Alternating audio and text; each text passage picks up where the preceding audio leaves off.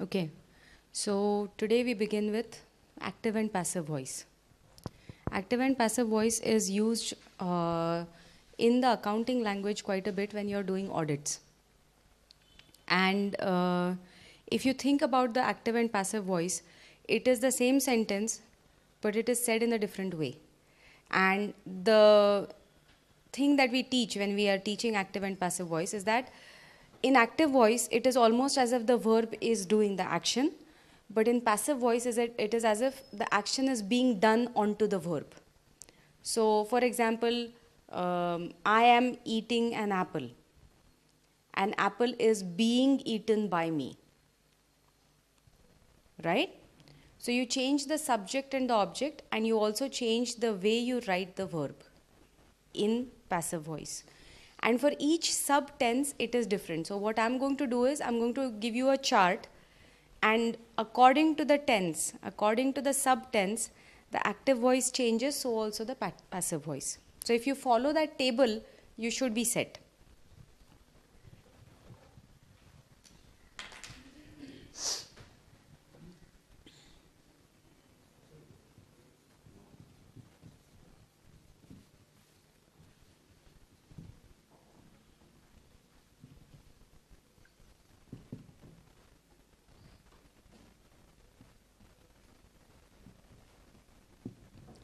So in simple present, if you write a sentence which say uses the word take, I take an umbrella, right?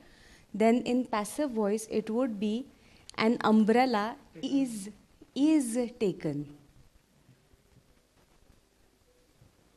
What happens is that you forget to write this, and then it doesn't make sense. So this should be written as it is. Okay? You could say, I take many umbrellas. Then in passive voice, it would be many umbrellas are taken.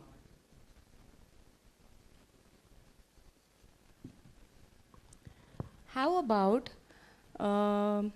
my friend takes me home, takes me to the theater. My friend takes me to the theater. Therefore, I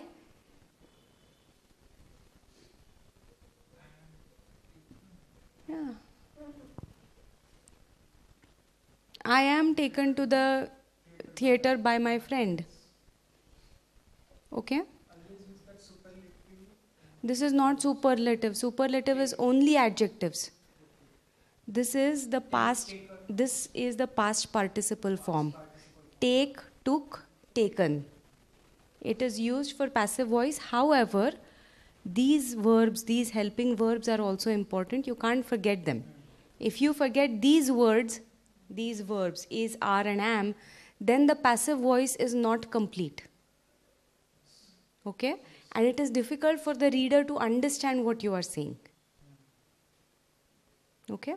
So for simple present, the verb will usually be I take or I give. In the case of give, it would be is given, are given, am given. You can't just say given. You have to add these according to which pronoun is being used. Okay?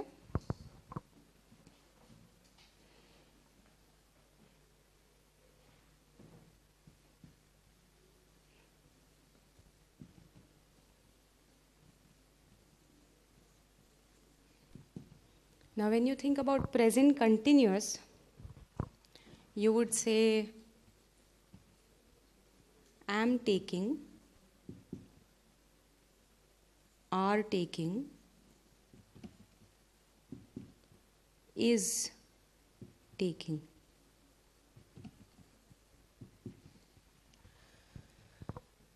I am taking a class. A class is being taken. Is being, not been, being taken by me. Students are taking a class. or students are taking classes, sorry. Classes are being taken. Is being taken or are being taken depends on what the subject is. And remember, the subject and the object change. So write the sentence and you'll see what I mean. I am taking a class in active voice for present continuous. And when it changes to passive, it becomes a class is being taken by me.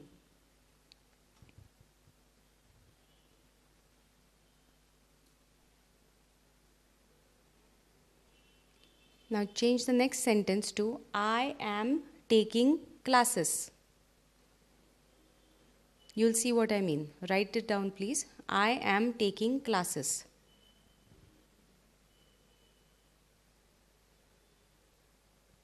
If you consider this sentence, it is still singular first person. I am taking classes, but classes is plural. Now when you change this sentence from active to passive, classes comes and becomes the subject.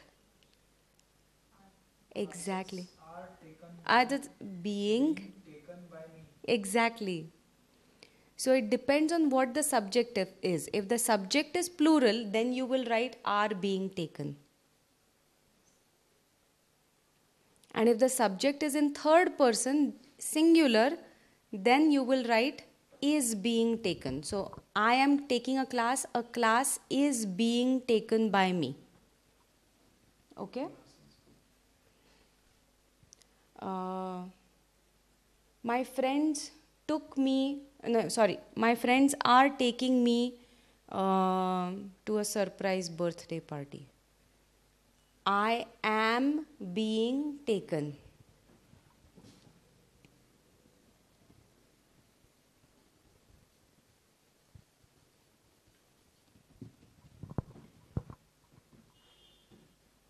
Am being taken.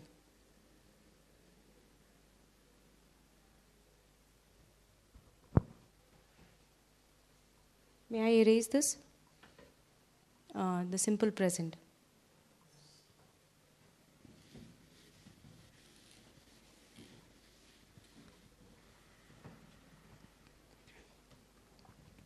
Now we think about present perfect.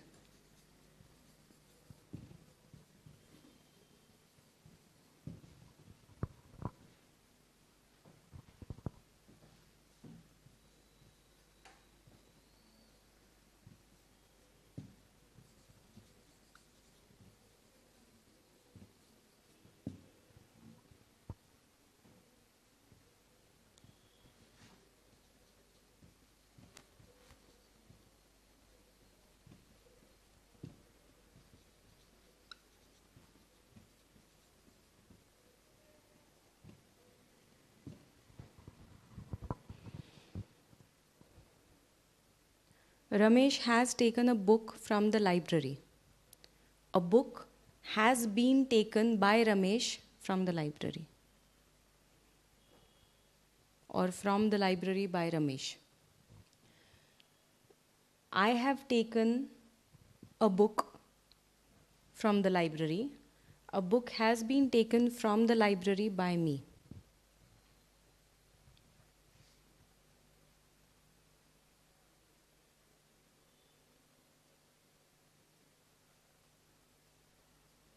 Then I have taken many books. Many books have been taken by me. What is the condition where we necessary to use that passive voice? In particular conditions, or where we wouldn't need to not to use that passive voice? That depends on where you use it for audit purposes. Where you write sentences, where you're not supposed to write sentences in active voice, that is a condition that you would know better than me. I can teach you how to use passive voice. Where to use passive voice in formal language, typically when you're writing an audit report. Because you're writing about something that has been done by the client. Correct? in business, in the business world, not just the audit world, okay? In the business world, typically, if you have made a mistake, it is in passive voice. Because you take attention away from the person who has made the mistake and you focus on the mistake, which is the right thing to do. Instead of saying Ashish has made the mistake, you say a mistake has been made by somebody in the office. You don't even say the name. So what do you focus on? You focus on what is more important, Mistake is the criteria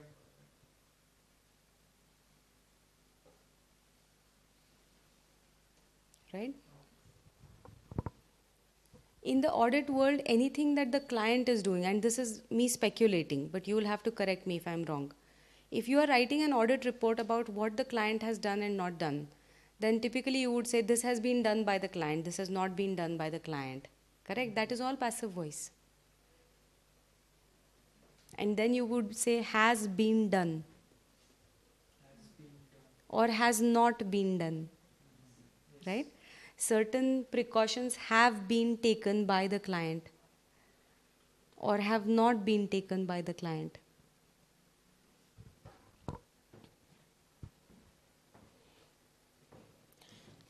Some subtenses don't use passive voice. So, present, perfect, continuous, not to be used in passive voice. So, you have simple present, present continuous, and present perfect, and that's it. Now, we move on to simple past.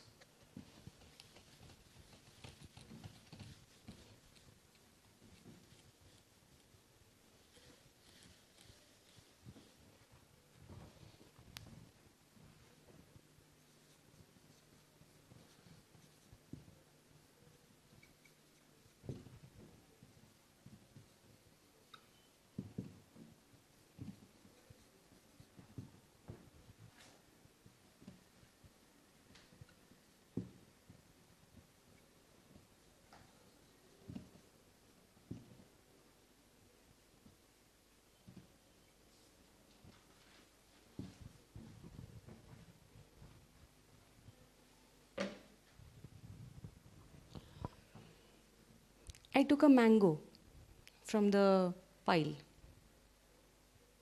A mango was taken by me.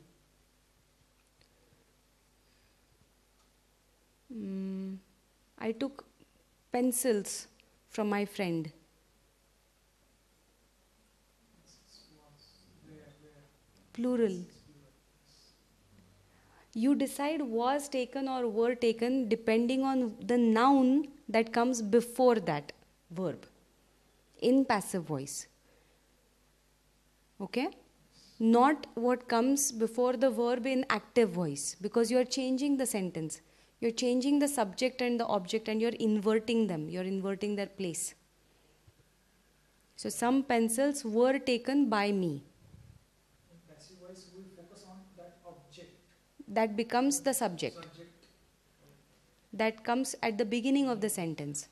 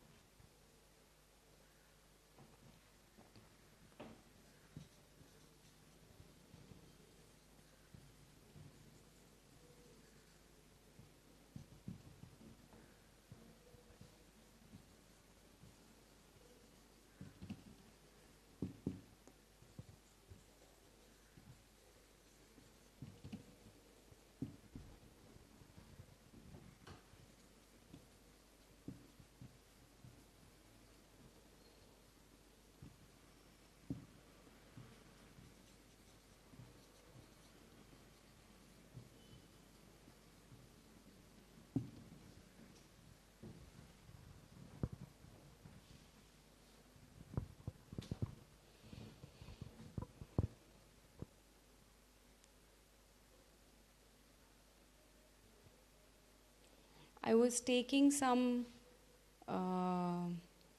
pens to work. Pens were Being taken by me to work. Some pens were being taken by me to work. My friends were taking me Again to the theater. I really want to go to the theater. Eh. I was being taken to the theater by my friends. See, that is what you have to be careful about.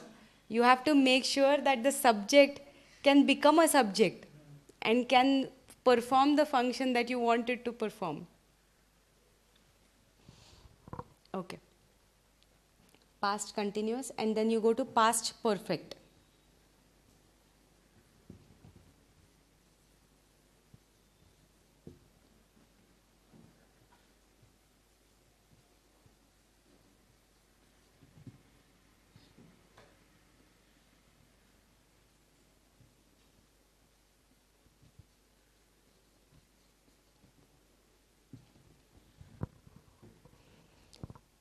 Anything that was had taken will become had been taken. And here, singular or plural doesn't make a difference. I had taken some pencils had been taken by me. I had taken a mango had been taken by me.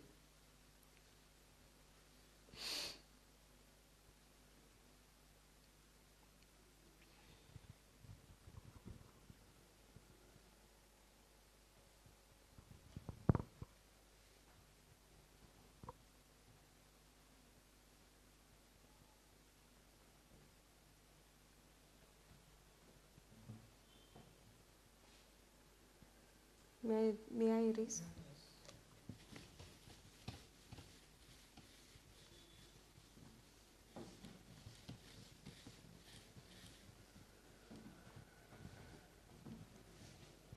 In the future tense, only the simple future can be changed from active to passive. Future tense.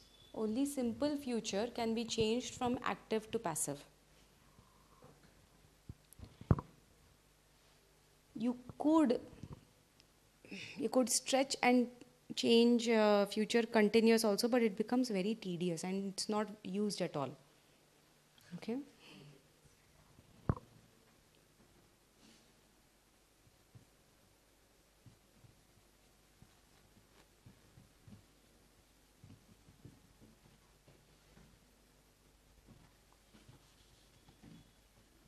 Will take will become will be taken.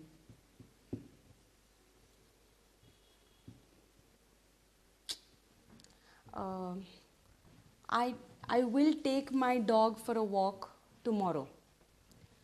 My dog will be taken for a walk by me tomorrow.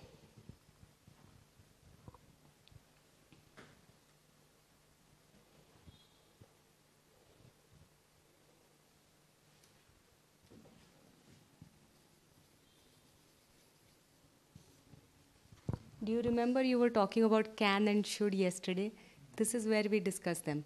Because you don't really need to know them when you are learning tenses. But for active and passive voice, you need to know how to change modals from active to passive.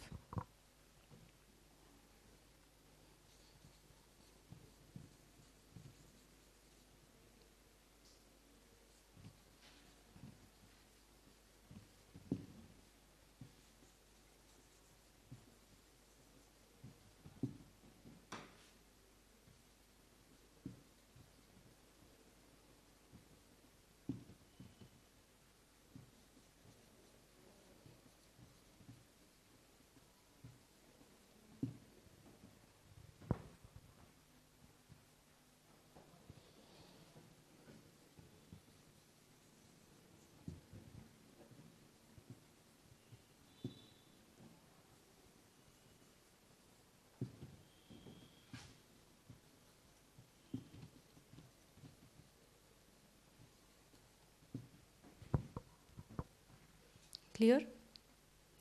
So can take will become can be taken, may take may be taken, and must take must be taken. So now the theory is clear. Write sentences. Each, please. Active and passive. And different sentences from what I have given you, try to use sentences that you will use in your world, in audit or in accounting or whatever it is, wherever it is you think you will use these sentences. Please make such sentences so that you are ready. The minute you leave the class, at least you have what, 10 odd sentences, 12 odd sentences that you can use right away.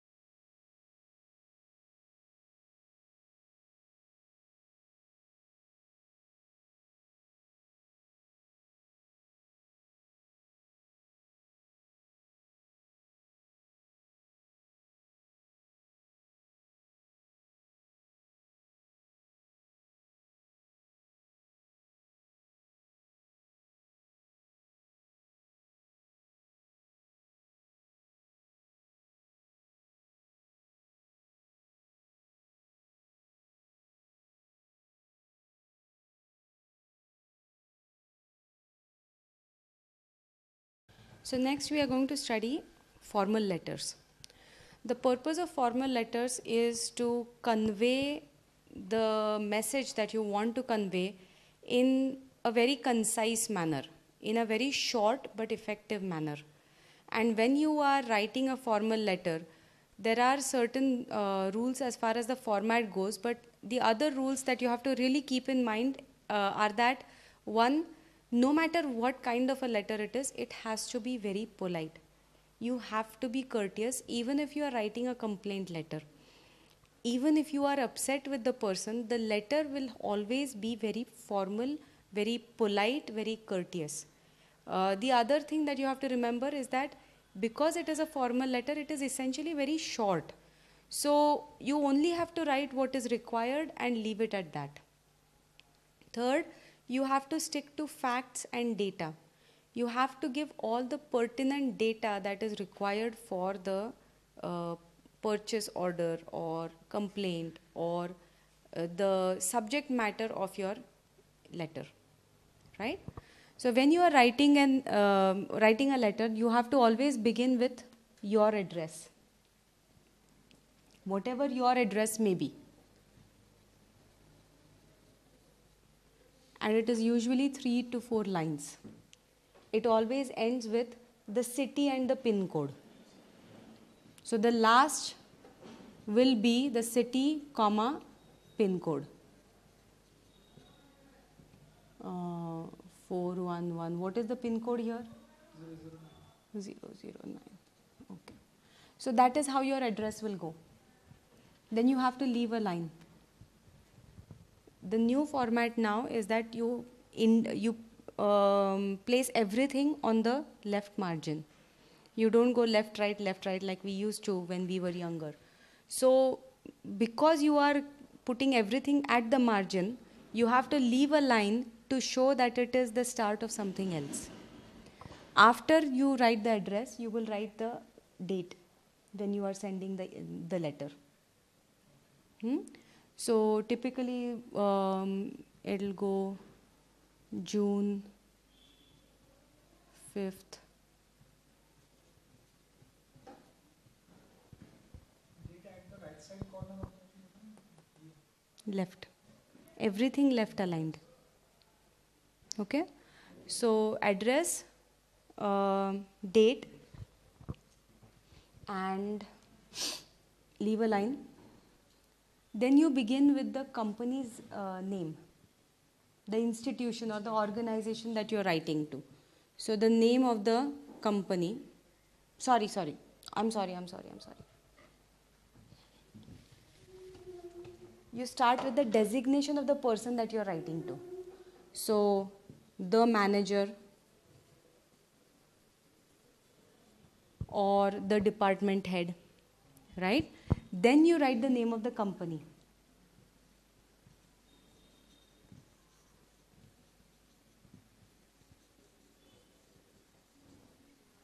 And then a brief address. I say brief address because you don't want to take more than 2 lines for the address. All of this done, then again leave a line. So here again there will be another 4 line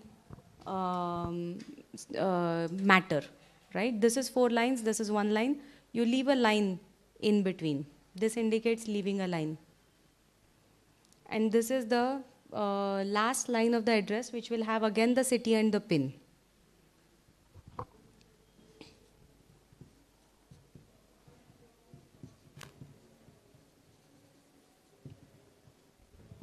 After you leave a line, you will typically say either dear Mr. or Mrs. So-and-so, or leave the dear and just write Mr.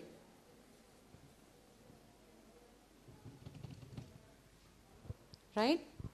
There might be times when you might end up writing sir or madam if you don't know the name of the person that you're writing to. So Mr. So-and-so or sir / ma'am. If you are writing ma'am, it has to be MA''AM, not MAM. Okay, or just write madam. Put a comma, leave a line again, and then you write the subject or the reference, the reason why you are writing. And the subject matter has to be very short, just about 6 words. Because when they read this, they won't read all of this. They will simply read the subject and then decide which department to forward it to or which person to forward the letter to. So, subject could be, let's start with a complaint. Complaint regarding order number, and that's it.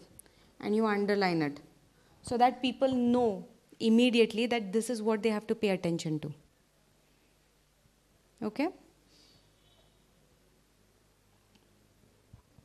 The body of the letter will be maximum 2 paragraphs. Maximum. Okay? So 2 paragraphs, out of which the first paragraph is the content of the letter, and the second paragraph will be a short one with you saying what you hope for them to do. And that's it. So 2 paragraphs, and we'll get into the paragraphs later. I'll just share the format and then we'll move on. So 2 paragraphs, and then how do you end the letter? Yes. You would say thanking you. Thanks and regards. Yours faithfully, or yours faithfully, and then your full name. When I say full name, I mean first name and last name.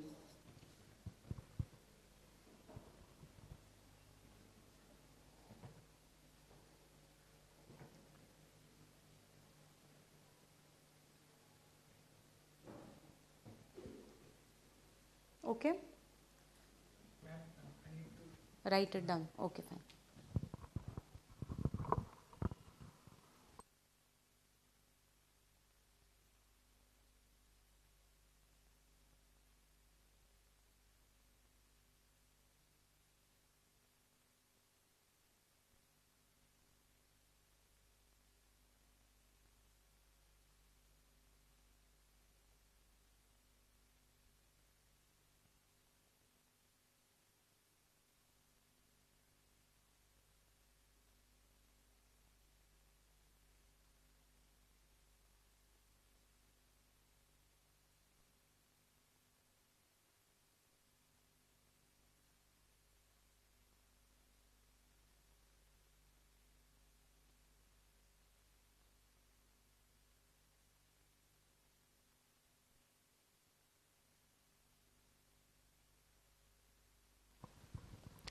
I have a question for you. If you are writing on the company letterhead, what will you do? We will need to quote that company name. This company name. Why? You are writing on your company's letterhead. So what will you not add? This. Our company. Yes. Because it will all be there on the company letterhead. Either on the top. This is our company. Yes.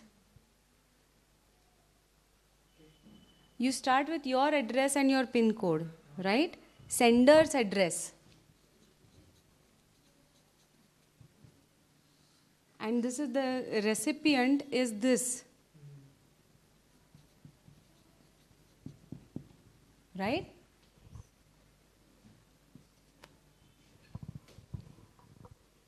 So if you have a company letterhead, then you don't need this.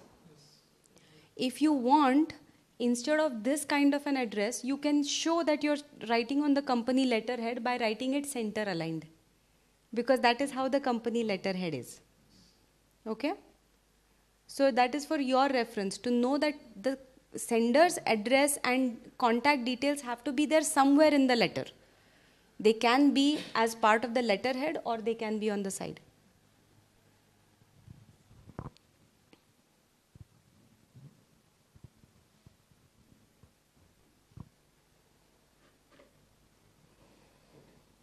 May I erase?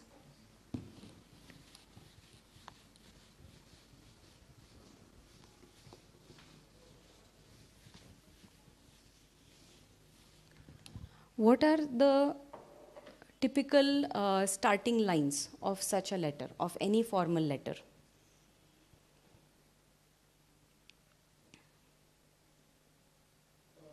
With subject to, With reference. with reference to. So you would start, if you are asking about something, asking for information, with reference to the advertisement dated so and so in such and such a newspaper. That is one beginning. So if you want, write that down. You will always begin with giving some kind of a reference.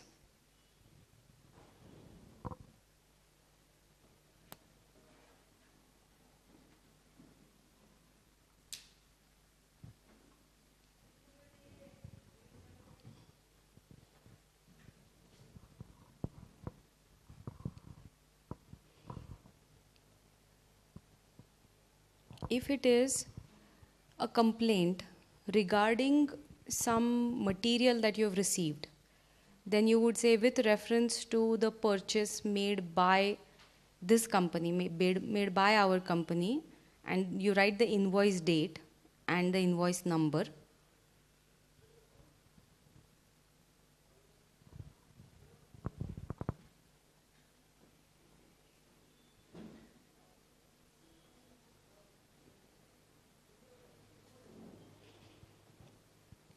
I would like to issue, or I would like to um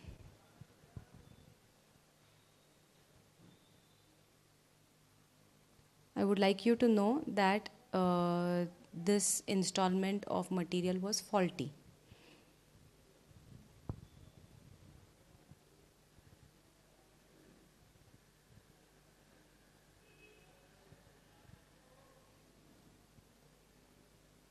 In the next paragraph, you will write why and how it was faulty. So you could say that the parts were missing, or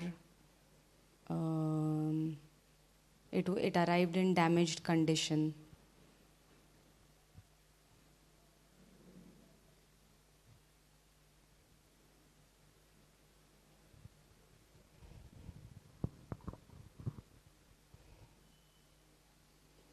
How would you end this letter? What do you want to say? Please do the needful is very vague. How can you specify? What do you want them to do? Either replace or repair. So what would you say? I would appreciate it, right? I would appreciate it if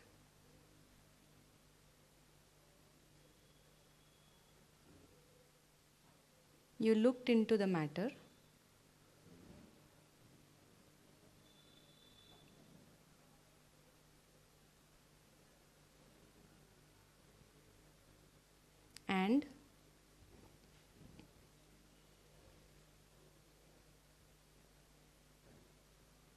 and what? How do you frame the sentence?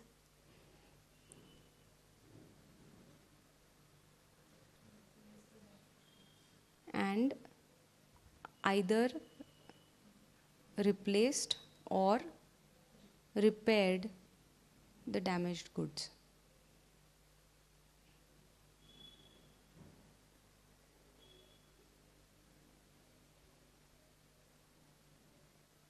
After these two paragraphs, you have to usually add a line hoping for a favorable response or hoping for a speedy response.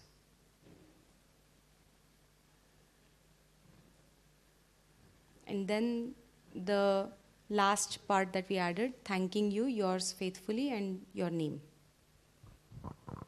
So I'm going to give you a few letters to write, and then you would follow the format and write it, and I will check your work. So let me give them to you.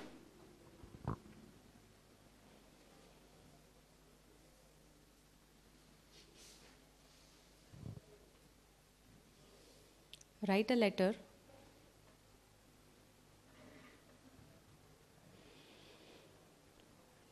to On Time Watch Company, Write a letter to On Time. On Time is the name of the company, okay? So On Time will be in single quotes, and O and T of On and Time will be capital. On Time Watch Company,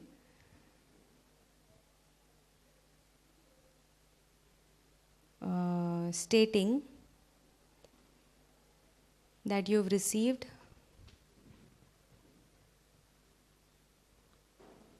only 4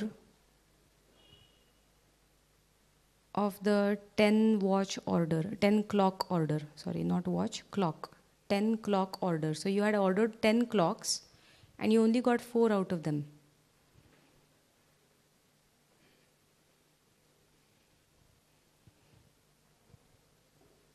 Full stop. That was the first email. Second email,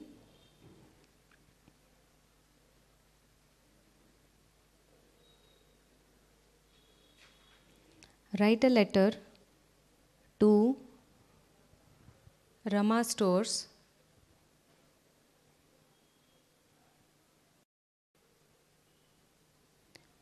asking them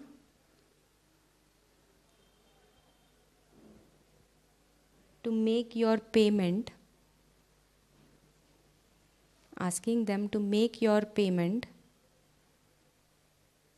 within 7 days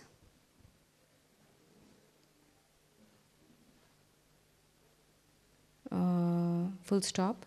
State that this is the third letter that you're writing,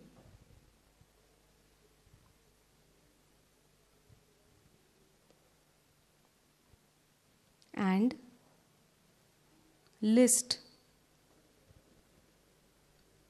1 or 2 consequences in case they don't pay.